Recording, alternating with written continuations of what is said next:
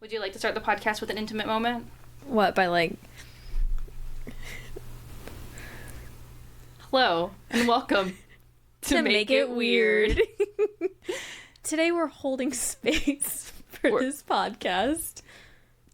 Just gently grasping pinkies, a la Wicked style. Oh man, so good. I can't get enough of holding space for things, and then I didn't know that was happening. It's everywhere. It's so good.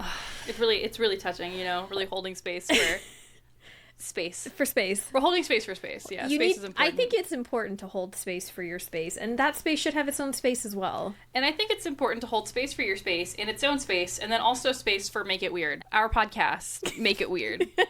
This is a mini episode. Yeah, of Make It Weird. Make It Weird. So Welcome. in between our main episodes, we'll be having our mini episodes. Teeny weeny ones. Itty bitty babies. They're so tiny you won't even know they're here. The widowish widow babies. They're so tiny. It's like the shortest 36 minutes ever.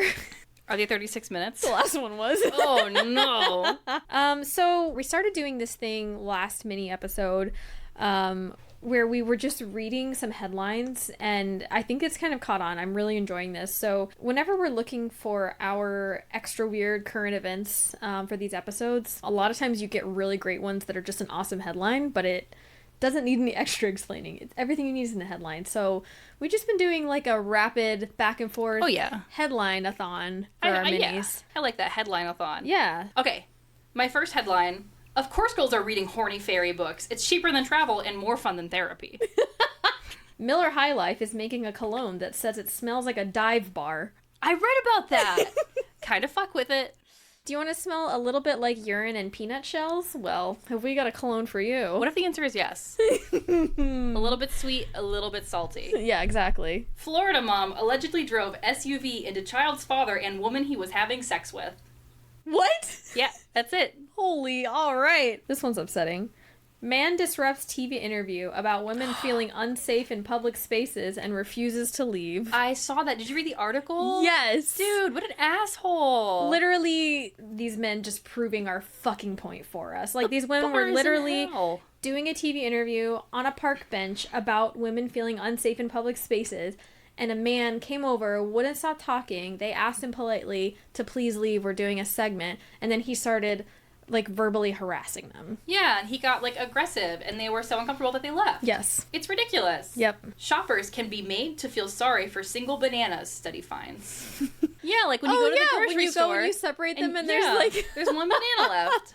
Yeah, I get that. I would feel sorry for those bananas. Mm-hmm. But not sorry enough to buy them, because I know they won't last as long. Oh, I'd buy the single nanner. I have no empathy for bananas. If I need bananas, I'll just, like, pick up a couple that are, like, singles. I tend to be a banana ripper. I grab a pack of 6 and I take 3. Grip 'em, rip 'em. Yeah. It always feels illegal to me when you do that. I know that's not. I know we're allowed to do that. But the idea of, like, separating the banana families... It does feel slightly illegal. Like, yeah. I don't want anyone watching me while I do it. Yeah. It is funny to me that, like, when I go to Aldi, they have the regular and then the organic bananas, and the organic bananas are taped together. Yeah. You are not allowed to separate those bananas. No, there's some gentrified bananas, let me tell you what. Grandma stabs family during Thanksgiving Day argument. I almost picked that one. Yeah. I came so close. It was in my list, and then I took it out and added it back. That one, it just cracks me up. It cracks me up. Everyone was fine, to be fair. It sounds like she stabbed... Well, first of all, she stabbed her daughter and her grandson. I don't know how young the grandson was, but I think she stabbed them in their hands. Sounds like she was intoxicated and got feisty. Don't we all? Chinese man sends $550,000 in family's life savings to streamer so she'd call him bro. I did see that, yes. Dude, like how... Not even your own money. How do I get into that business? Bro, literally. Pay me $5 and I'll call you bro. How much will people pay us so we'll call you bro? They'll have us pay them to let us call them bro.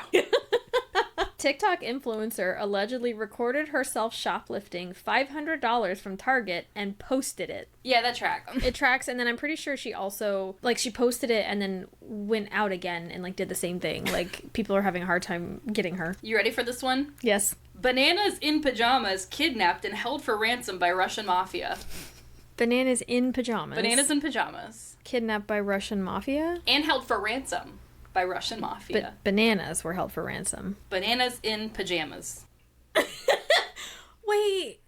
It's a children's mascot in, like, I Australia. remember those.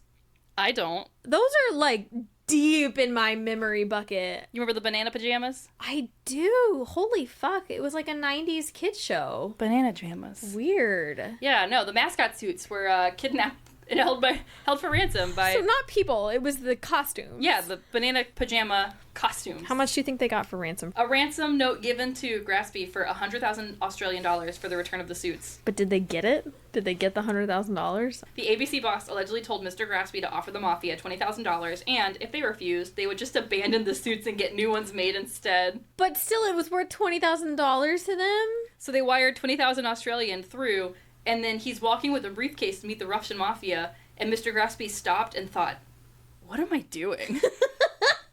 Well, so we've got two good business ideas so far. So we've got the paying us to call someone bro, and now we can start stealing costumes and getting $20,000 in ransom. No, it looks like they did not get them back. It looks like they just were like, this is stupid. Yeah, it is stupid.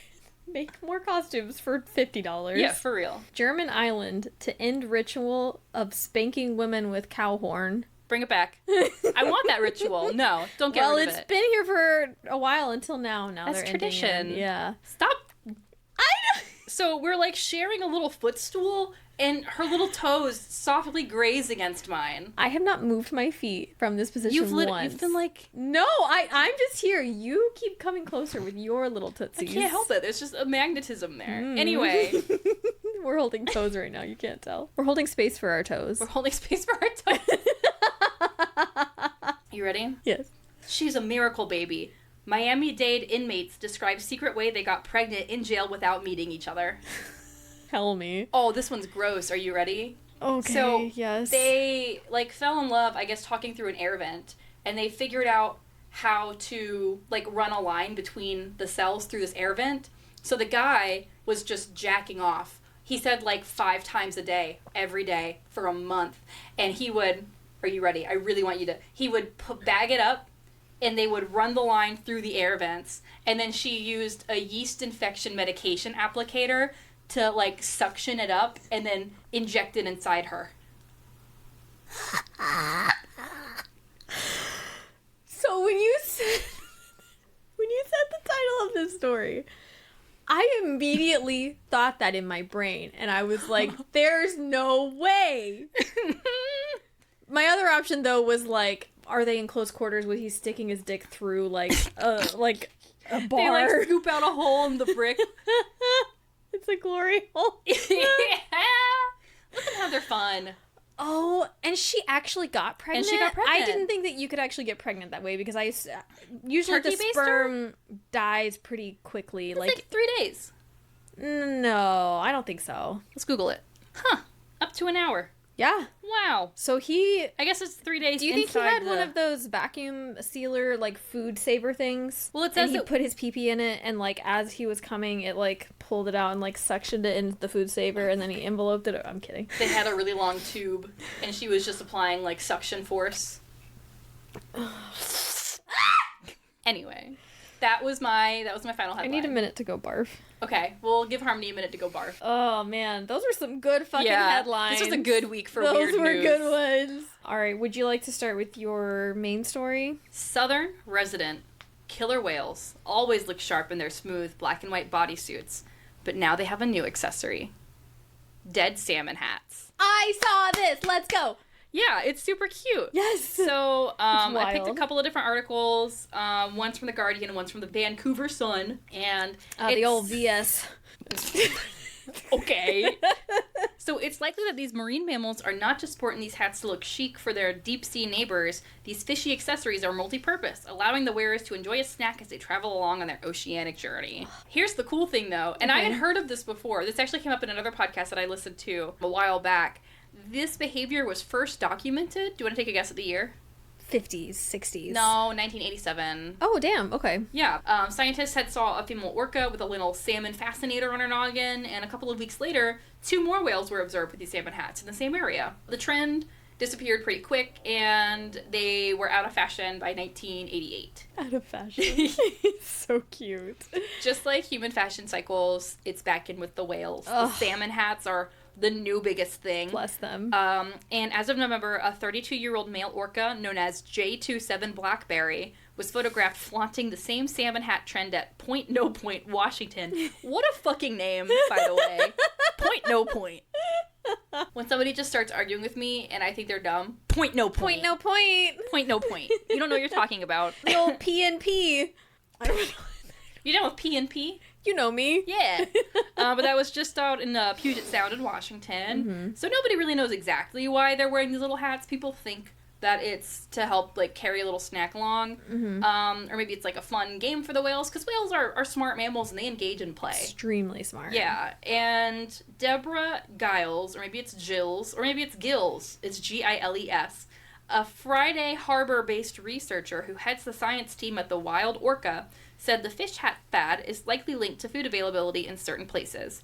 She said there have been a healthy salmon run in Puget Sound recently, where all of the pods that have been sporting this look have been spending a lot of their time recently feeding on fish. And that's generally been the area where some orcas have been spotted wearing the salmon. Another ecologist, Andrew Foote at University of Oslo in Norway, told New Scientists it's possible that some of the original orcas who took part in the fish hat fad are still around and remember it from before. Isn't that super cute? It's like the 14-year-olds that are wearing juicy pants now. Jinko jeans. Jinko jeans. Jinko jeans. Oh my god. Wait for fucking trip pants to come back in. Which ones were trip pants? Trip pants were like Jinkos, but they were like the goth kids. They had like they had all the spikes of and the chains. loops and the spikes and the chain. Yeah, I wanted yeah. trip pants so bad as a kid. People that wore those, I was convinced they were possessed by the devil. Well, we were. Yeah. Anyway, the J, K, and L pods, which are all whale pods located by Puget Sound, Washington, are down to just 73 orcas, according to the last census completed in July. 2 adult males were lost recently, and a male calf that was born and counted in the census period has died since.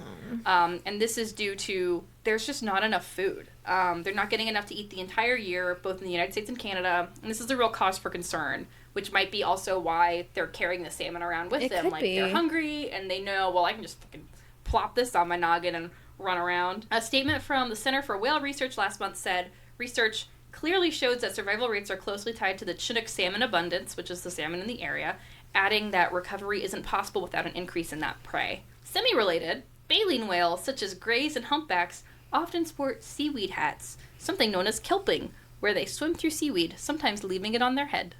They're so cute. I have never heard of that before. Yeah. One other thing, too, that I don't see here, I had seen it mentioned on the internet, but I can't, like, prove it. Somebody said at one point, it was probably, like, Reddit, so who knows, maybe it's all bullshit, it probably is, that it might also be, like, a sign of mourning, I guess, when they had a population drop before they had done this, and now there's another population drop now. Yeah, it's kind of wild, the different things that people have seen them do when they are mourning the loss of a pack member or whatever they are. Yeah, and we know that killer whales are, like, smart and communicate amongst each other, too. So smart. And are knocking over boats and killing them sailors. So, orcas are smart, and I would be much more afraid if I was, like, out in a canoe and I saw orcas versus a shark. Like, orcas they're scary, they work together, they are the ocean's just fucking insane predator. I don't know if I wouldn't suggest watching it, but like videos of them ganging up on like seals on a patch of ice or something, the way that they can push them into the water and like manipulate them to be eaten, it's really, really insane. They're so smart. Yeah. One of the podcasts that I listen to that I'll probably reference incredibly often because I think they're really great is Lab Podcast. It's the Lab Podcast on the left. The last podcast on the left. The last podcast on the left. And they did a really good series about orcas, and specifically like orcas in SeaWorld and stuff. And when they talked about like the people that were killed by the orcas that were their trainers, or like one guy who snuck into the park after dark. Yeah, that guy was a fucking idiot. Every report is like, it's obvious the orcas played with them. Yes. And were like having fun because they were like, well, this is new. I'm bored and I'm smart and I'm a intelligent creature who engages in play. They are predators at the end of the day. Like, they can absolutely have, emotional, positive relationships with humans. Yeah. But the prey drive can win. Like, Oh, yeah. that's just how it is. So, like, for a little bit of context, and this may be a touchy subject for some, I'm not saying one way or the other, but when I got out of college, I was convinced that I wanted to be an animal trainer, and so I actually interned at the Navy Marine Mammal Program in San Diego, where we were working with dolphins and sea lions who are taught to detect mines and enemy swimmers and divers. Say what you want to say about that stuff. They were very well taken care of, and it was a really fucking cool experience that I got to do. I would never take it back. Yeah, and it was sick. it was really cool. It was 4-month-long internship. You know, I didn't stay in the industry, but it was really, really cool. But we did get to go to SeaWorld one day, do like a behind the scenes tour and go like see the orcas, talk to the trainers and everything. The whole thing, like, I love all that stuff. Yeah. It's just really neat. But yeah, the woman who unfortunately died at the SeaWorld show, like, yeah, it's exactly what we were saying. They were drugged down by the ponytail and like played with. It's it's pretty wild. That's my story about the orcas dying in their little salmon hats, which we think is just Love so it. cute. Salmon hats keeps making me think of us. So sometimes at work when someone's like, hey, I shipped this, and they send a shipping link, I'll be like, oh, did you mean to send this? And I'll type in like weird things on Amazon, and one of them was a giant like salmon steak shaped pillow. Honestly, I wouldn't mind a salmon pillow. Right? It was really cute. Or like the sushi pillows. They're I love so those. cute. They're so cute. All right, ready for mine? Absolutely.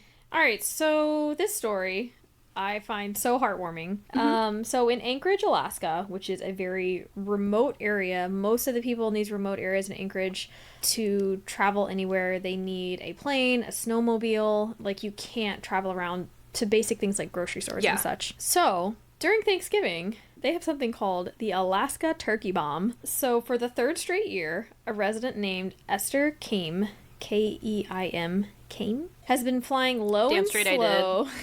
Sorry. Good for you. Thank you. Has been flying low and slow in a small plane over rural parts of south central Alaska, dropping frozen turkeys to those who can't simply run to the grocery store to get a turkey for Thanksgiving. Does he like tell the people that he's doing this? Sorry. Yes. So I think she basically has she has a list of people that sign up. I think she was able to drop all but 2 out of maybe 17 or something because the weather got so bad towards the end of her journey. So she's in her own personal plane, literally hot dropping these frozen turkeys to people. That's so sweet. So that they can have it on Thanksgiving. And apparently, it was 32 frozen turkeys this year. Wow. So that's a lot. That's Yeah. All but 2 have been delivered by Tuesday. Delivery plans for the last 2 birds thwarted by Alaska's unpredictable weather. I want to say this is something that she took over from either a parent or someone else in the area that had been doing it previously. Sometimes she enlists the help of a turkey dropper to ride along and toss the birds out. Other times she's the one actually dropping the turkeys. She definitely needs to... She definitely needs to tell people ahead of time, because that could literally kill you. If you're dropping a 12-pound turkey and it's frozen. Imagine you're in the Alaska wilds, you're shoveling your driveway or whatever, and just so the birds explode. So she says, we won't drop the turkey until we see them come out of the house or cabin, because if they don't see it fall, they're not going to know where to look. Okay. It can be especially difficult to find the turkey if there's deep snow. I'm like, I didn't even think about that. If you're dropping it from a high point, 12-pound frozen turkey, it's going to go deep down in that snow. Yeah. She prefers to drop the turkey on a frozen lake if possible, so it's easier to locate. Oh, yeah, that makes sense. And she quotes, as far as precision and hitting our target, I'm definitely not the best aim. I've gotten better, but I've never hit a house, a building, a person, or a dog. I like the clarification of a dog. Cats have been hit. Dogs, safe. But yeah, I don't think she's doing this for any money. I think it's some kind of tradition that she's picked up. And that's really sweet. Lots of people are interested in it. She must be a really good plane flyer she said, we won't drop it until we see these people. So, maybe she has to circle back around or something. Yeah, I don't know. Just very heartfelt, very sweet. Oh, very that is super sweet. Cute Thanksgiving story. Speaking of cute and sweet, are you ready for Cutie Pie Corner? Cutie Pie Corner! We need to get a theme song or something. We do need one. Well, we need one for the show, and we need one for Cutie Pie Corner. I imagine for Cutie Pie Corner, it's you hear the little little sparkly noise, and then it's Cutie Pie Corner. We just had very different voices. I bet it sounds awful together. Our interpretation of what it should sound like was so different. I'm literally imagining Care Bears aesthetic. I think that'd be fun. Yeah. Yeah. Cutie Pie Corner. Cutie Pie Corner. Eat a little cutie pie. All right. What you got for me? Elusive deer spotted wearing high-vis jacket in Canada. Who was responsible? Are you asking me? That's the headline. That's the headline. So the deer is wearing like a hunter's jacket. Yes. Yes. All right. All right, let's go. In a town fewer than 1,000 people, it can be hard to keep a secret. And yet no one in McBride, a mountain community in British Columbia, can figure out how a local deer came to be wearing a zipped-up, high-vis jacket, or why the Dayclo-clad cervid has been so hard to track down. Seen by local resident Andrea Arnold, she just wants to know, how did it get on the deer, and who's responsible? And why would someone do it? This is so dramatic. Oh my god, for real. Sergeant Eamon MacArthur of the BC Conservation Officer Services told CTV News he did not want to speculate on how the jacket ended up on the cervid, although he noted, deer are not predisposed to wearing clothes. He also... It's worth noting. It's really very important, yeah. He also cautioned, even if you can get close enough to wildlife to put it in a sweater or a jacket or boots or what have you, we recommend highly against that. Conservation staff have been so far unable to locate the deer despite its distinct and unfortunate appearance. I think it looks very handsome. Oh, what do you mean? That's adorable. Oh, yeah. And I have a picture, too. Don't worry. If they eventually locate it and the animal appears in distress, MacArthur says the team will remove the jacket. Andrea Arnold states, treating wild animals in a domestic manner, especially putting clothes on them, is not advisable. Go fuck yourself. Yeah. All right. Clothes on animals are very cute. Are you ready? I have theories, but I want you to finish. Well, that's all we have left is a picture. He's so cute and he's so safe. Look at how this guy's not going to get hit by a car. He's so safe and cute. My theory is that, like, somebody found a baby deer or something Yes. and, like, fed it. Yes. And it got comfortable enough. And they were like, well, I don't want no one to shoot my fucking deer. Yeah, they wanted put to a be little safe vest because on that it. deer did not get that jacket on by itself. Somebody put it on there. Maybe it's it. You ever watch Adventure Time? No. It was a show on Cartoon Network. There's this little, like, scene in it where there's, like, this deer, and out of nowhere he stands up on his hind legs, and he, like, pops his little hooves off. I know exactly what you're talking about because that's a very well used GIF, and he's got He's little hoof fingers. Ugh, I hate It's it. disgusting. It always upset me whenever I saw that episode. So I know exactly what Adventure Time is. I remember when it came out, Yes. and I remember it was all the rage, and it still is very popular. I won't watch it because the animation freaks me out, and I can't explain it. It's the teeth and the arms are too long. We've talked about it. Yeah, the dislike of, like, long... Yeah, floppy. when things have long appendages, it's like just thinking about what's the one with the white and blue guy. Huh? He's got, I don't know how to describe. It's not like From Adventure Time? yeah, it's not. Oh, Finn. Yeah. His arms are too long. This And is- why are their teeth like round at the bottom and separated a lot? I don't know. It's just the art style. I don't know how to explain it, but it makes me want to remove my skin. I want you to understand that you are giving me so much ammo to, like, send you even worse stuff on Instagram. Don't. It So can't you be know helped. that one video, it's probably been like 5 years, where it's like someone's in a kitchen and they're talking to like a person that's dressed up as like a monster or something. They have, and- like, the black morph suit and, yeah, like, the stilts and they're like, on. "Come here!" Like it's their pet or something. It comes out with his long arms. It made me want to vomit. It I'm makes so me want to sorry. peel my skin off, roll it up in a bag, put it in the garbage, and die. The monster would love that. The monster will use your skin to make its appendages even longer. Yeah, that's it for Cutie Pie Corner. Thank you. That was wonderful. I hope that deer God. never gets hit by a car, never gets shot. Like, sorry, we touched toes again. This is the episode Touching Toes. Touching toes and Putting jackets on deer. oh, I was trying to think of something that rhymed with touching toes. Touching toes and being getting hoes. Ooh. All right. But yeah, I hope that deer lives a long, happy life because someone clearly loved it and had a relationship with it enough so that it trusted it to put on a jacket. I couldn't Very put a good. jacket on my dog.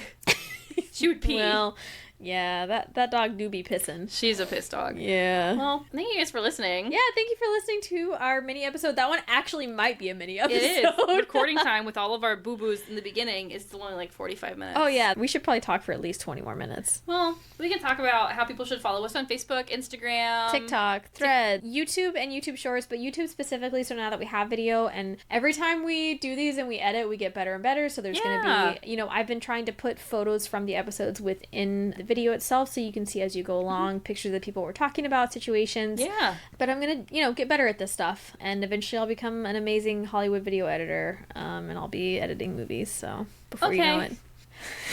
Make sure you leave us feedback.